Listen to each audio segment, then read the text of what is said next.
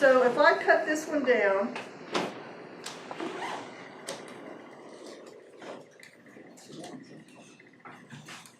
and I had a real nice little pair of scissors. When you order your supplies, because they'll send you this big old box of supplies, they'll send you this really cool kit that you can take with you anywhere. So that's pretty close, isn't it? That was a good guess. So I would put my ring down first. If you need, have you seen the spray Skin Protected? Okay, you could use that too if you wanted to. I stopped using it because of the fungal infection, because I didn't know, nobody could tell me if that would make that fungal infection worse, and I was trying to get rid of it. So, but you could do that spray Skin Protected. You would want to cover up the stoma though, because you don't want that Skin Protected on the venous membranes. Okay, so you can do the spray first, then the ring. So if this is my ring, I would stretch the ring and put it on there first, and it just sticks right on. The wafer then has adhesive on it, and I would put that right on top of that and push it down. So what is the purpose of the ring? Why are you putting it? The ring is soft, and so you can put it up against the stoma, and this is hard and you can't. So the ring would go right up against the stoma. And this won't stick on this mannequin, but you'll get the idea. So then I would put this wafer on top of that, just like in the picture. And then underneath of here, I would peel off the underneath.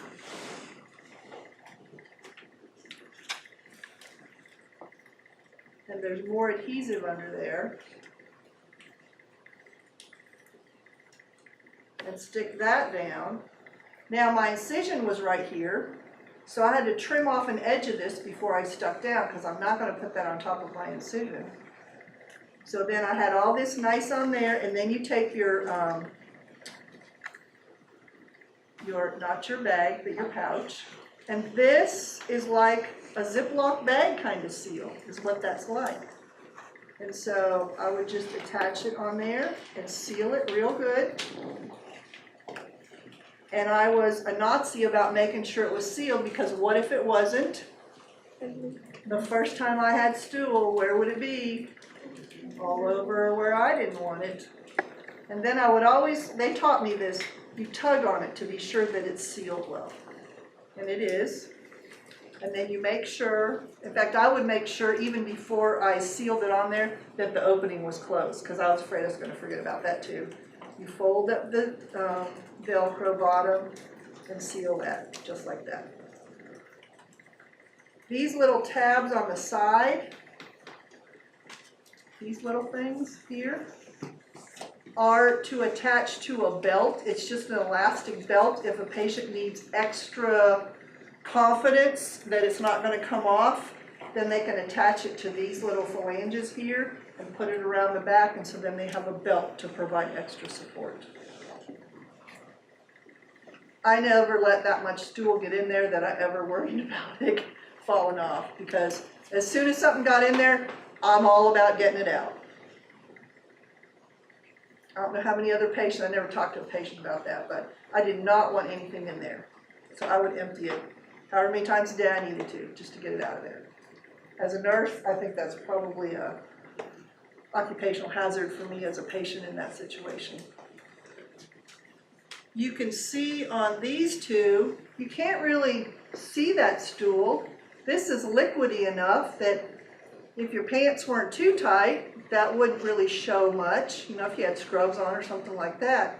But if you had really tight pants, or if it was a more firm kind of a stool, then it might show. It's all sealed, so technically you shouldn't smell anything.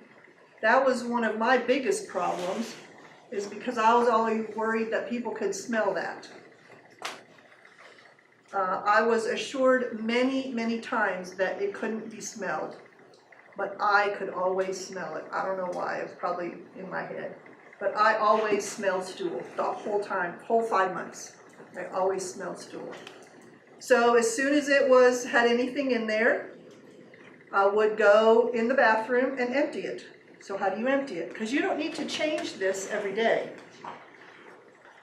So the way to empty it is to take the opening at the bottom, and I would always hold it up, obviously, so nothing leaked out. And I had a basin. You could use a graduated cylinder, and I would just squeeze it. Thank you. Your scissors, don't forget those. I would always squeeze it down, squeeze it, because if it's semi-soft, it wouldn't just fall out, right? It wouldn't slide out. Squeeze it down into the graduated cylinder. When I got out enough, then I would take baby wipes, wrap it around my finger, and clean out the inside of the opening. They don't give baby wipes at the hospital because people flush them down the toilet and mess up their plumbing at the hospital. So they will not provide you baby wipes. So my husband brought them from home. And so they said we could do that then as long as we, please, please, please don't put them in the toilet.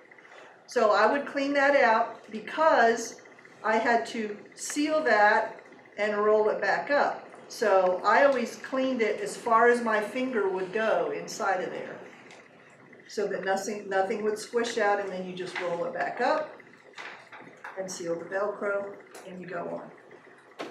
The ones that have the clip, you can't do this with those, but the ones that have the clip, you can turn it inside out. If you're gonna do a cup of your pants, I don't know if you guys still cup your pants. If you're gonna do a cup on your pants, you can take the clip off.